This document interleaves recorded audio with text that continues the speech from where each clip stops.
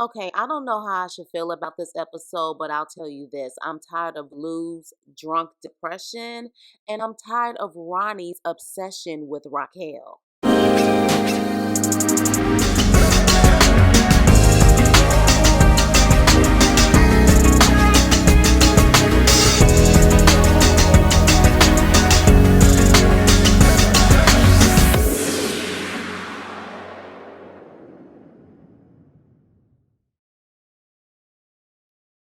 Hey, what's up and hello? This is the Chris Nicole giving you my views on life, love, and the world of entertainment through my eyes. And this is my review on Power Book 3, Raising Kanan, Season 3, Episode 9, Home to Roost. So we start off with drunk Lou hitting cars and trying to off himself, I guess.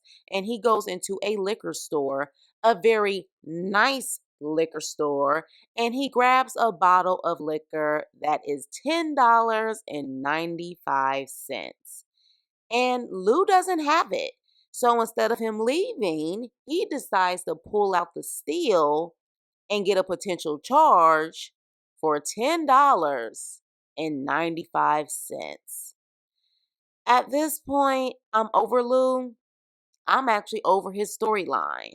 He's literally been drunk and depressed this whole entire season. I'm over it, right? So then next we have Ronnie, and he is waiting for his goons for their pickup. And he says, Juliana, people are never late. Let's get the heck up out of here. And the next thing you know, about 4 or 5 cars surround him. And it's Joaquin, Juliana's cousin. And he says, Juliana is gone, and so is your work. All right. And so at that point, he was like, you're lucky you are still alive because your colleagues, your investors pretty much told me to keep you alive and to spare you. And Ronnie, even though he hears all of this, what's on his mind? Rock. He literally says, this obsessed nut, his response to all of it is, this is about Rock. And he's like, no, I'm a man of my word. And I pretty much said that I would not supply South Jamaica, and I'm going to keep that word. So the way that Ronnie is looking at him, you can tell it's probably not over. I'm hoping that Ronnie doesn't do anything to Joaquin. And the reason why I say I hope that he doesn't is because if he is able to truly off all of these people with no one, like literally that's another connect, and they have all of this muscle, and he's able to just sneak in and just off all of these people, it just becomes like unrealistic. That's why I'm calling him the boogeyman, because the boogeyman is unrealistic. But moving on. So we see Marvin, and he's starting up his business with the carryouts, and they're actually putting the H in the food, in the rice at that. And I'm like, what if someone actually eats that and they don't even realize what's in it? But moving on. So Rock meets with Jukebox at the diner, and she brings her mail from the army. And Rock is like, the army? Like, is that what you want? And Rock tells her, I want you to be happy if that's the army or on the stage. And she's like, I want you to find your joy, Juke.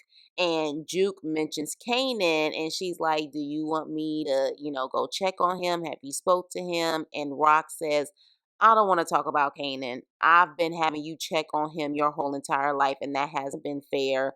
So I just want to focus on you. And that brought Juke so much joy, because you can tell she's never really been the focus of her own family for a very long time, if ever. It's always been about Kanan and pretty much the business.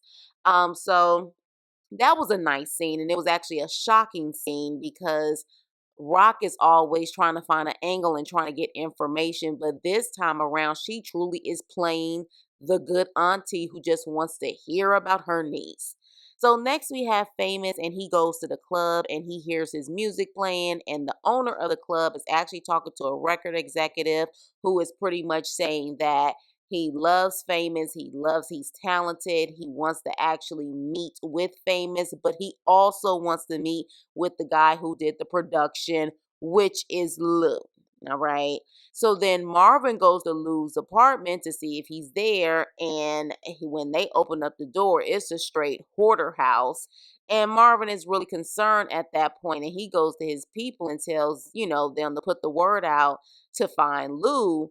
But then one of them says that he heard that, a liquor store was robbed on 157th and the night before, and he heard that it was Lou. And I'm sorry, last time I checked, correct me if I'm wrong, 157th is still within the South Jamaica area. And that liquor store did not look like South Jamaica. It didn't. That area didn't even look like South Jamaica. So I was just like, wherever he was, how the hell did you know? Because it damn sure wasn't South Jamaica, in my opinion. But y'all can let me know what y'all think. So at that point, Captain Burke goes to the new captain and he tells him that Malcolm set up Burke, his child, and the captain is like, Howard is a highly decorated police officer, and Captain Burke is like, well, so the hell am I. So at this point, Captain Burke brings up Laverne Thomas when he's talking about what he's investigated or what he's thinking.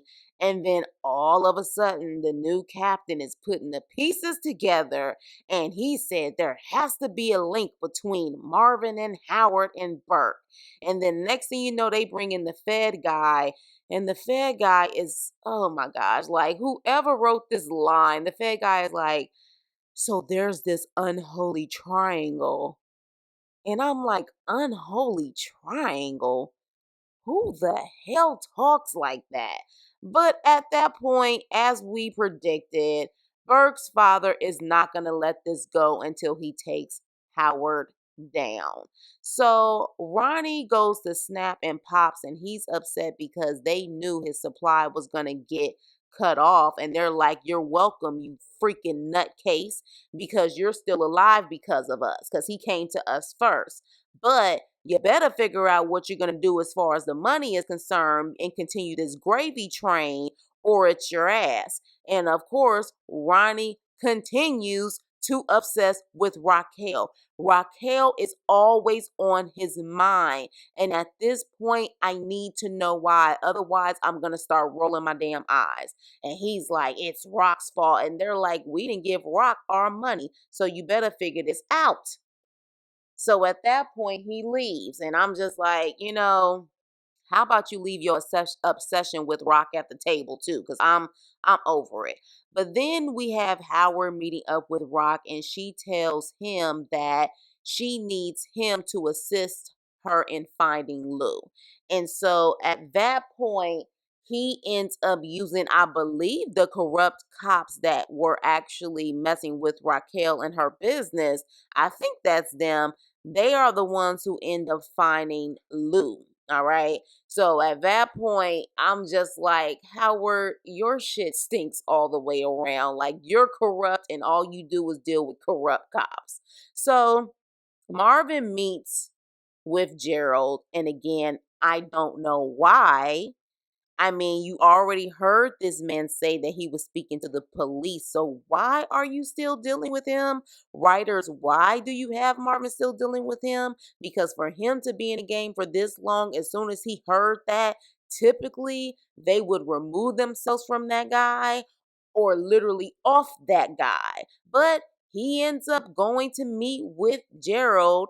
And yeah, I don't know. At this point, it's just not realistic. They're really making Marvin out to be this true sucker who is just dumb as hell.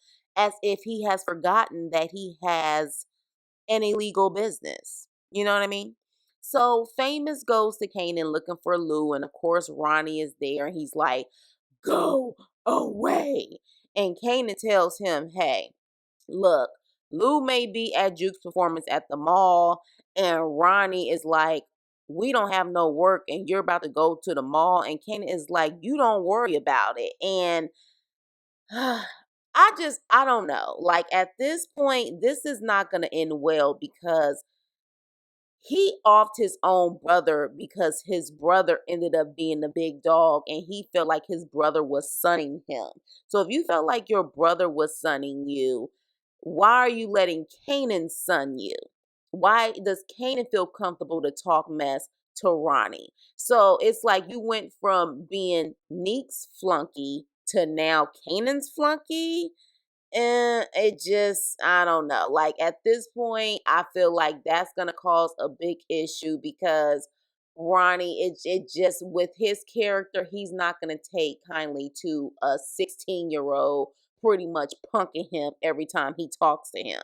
So Juke and her group members, Butta, are looking like a bootleg SWV, and they perform and they do their thing. And at the end of the performance, you can tell this is what Juke really wants. She wants the stage and not the army. Kanan meets up with Marvin and Rock after the performance, and Rock is like, if I make one more phone call, you're going upstate. And Kanan's like, I can make phone calls too. And Marvin cracked me up on this part because Marvin is like, look, I don't care who your daddy is or wasn't. I will take my belt out and I will whoop you right here. And I started laughing because I was just like, seriously, like, this boy is a teenager. Like, you really about to take out your belt? Like, for real? I thought that was a cute scene. But at that point, Rock is like, Ronnie offed his own brother. And so Kanan's like, that's not what I heard. I heard you did it. So at this point, Ronnie is definitely planting seeds when it comes to Kanan. And so, but the problem is that's confusing is that he's planting seeds, but Kanan is still not taking any mess off of Ronnie. He's not scared of Ronnie. So that's the confusing part. I don't know where they're going with this, but I'll continue. So Jukebox and Aisha are looking at their manager talking to these guys that they think are record executives, and as we know, it's the damn feds. And so at this point, I'm like, oh, here we go. So next thing you know, I knew it was about to be the end. Why?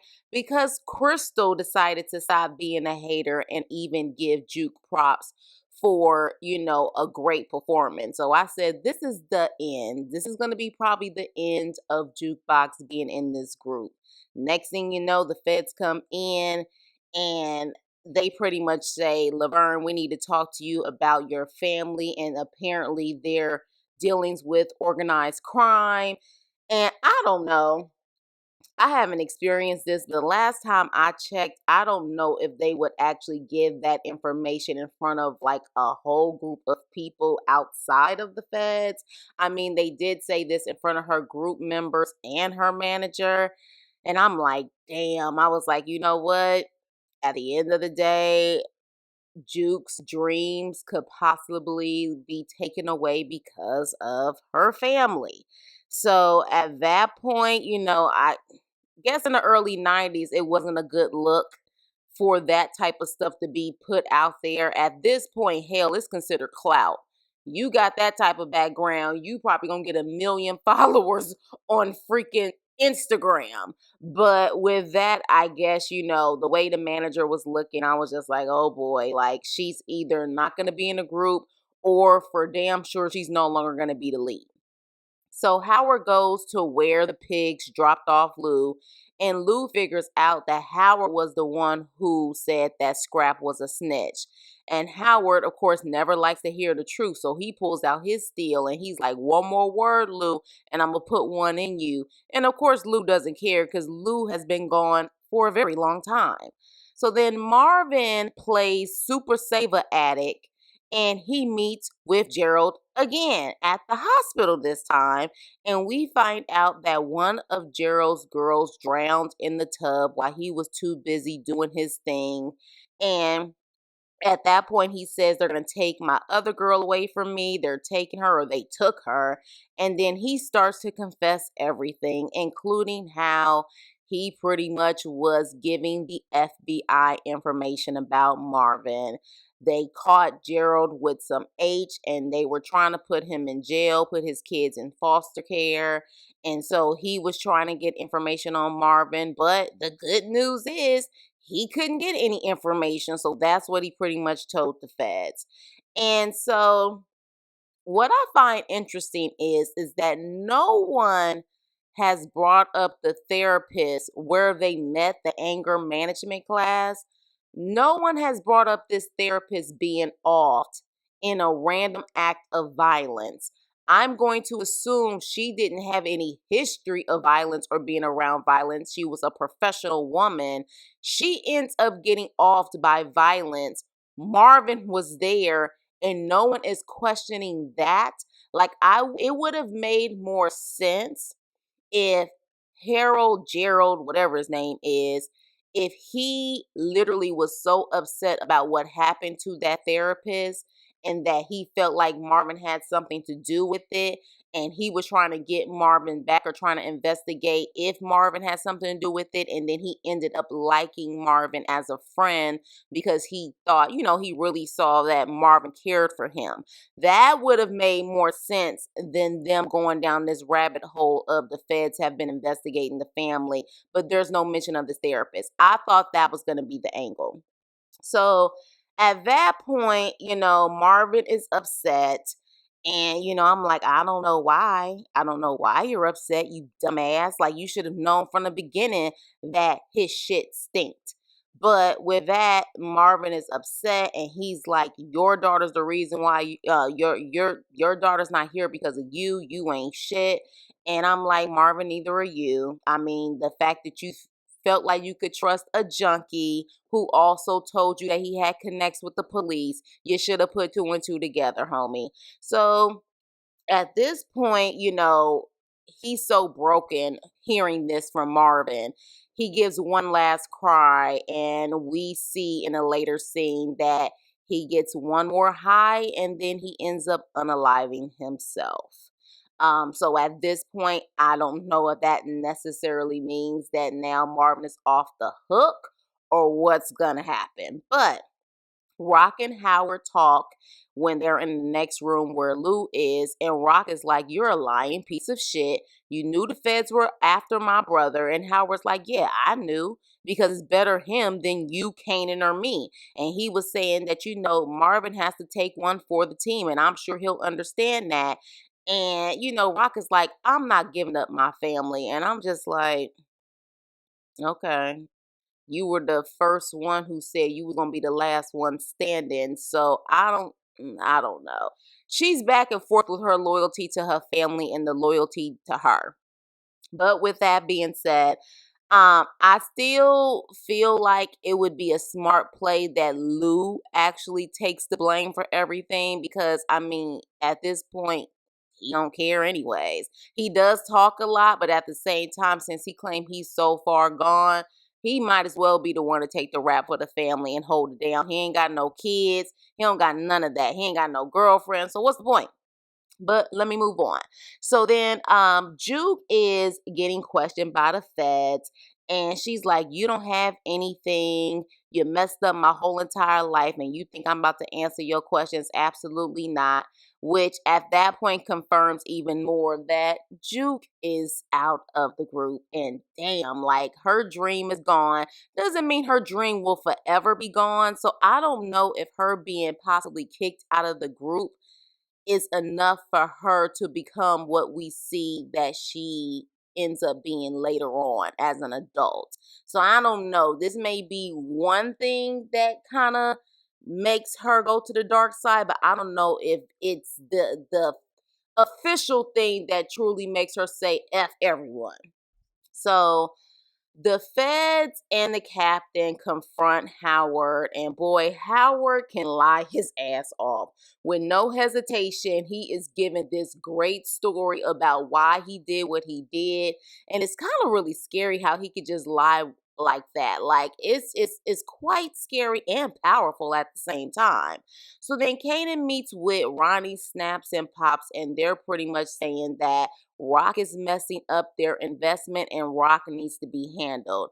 And I'm sorry, but what in the hell do they expect for Rock's own son to do? Like, that is her son. What do they expect for him to do off his own mom? Like seriously, and I'm gonna tell you right now, if Kanan is the one who offs his mom, I'm telling you, I'm done. We have seen this too many times before. I'm over it. If he is the one who tries to off his mom, I'm telling you right now. But finally, we see Rock driving, and Marvin and Lou are in the back seat, and Lou is pretty much pleading for his life, begging, begging, begging. And at this point, we see that they are driving deep in the woods, probably upstate somewhere. I don't know what this means. I really don't feel like they're going to unalive him. I just can't see it. I don't know if they're going to take him to a rehab facility. I don't know if they're going to tell him that he needs to go, into a jail and confess all the stuff that he did to save the family. I don't know. But I just feel like unaliving him, it, in my opinion, just doesn't seem true to the way they've written these characters.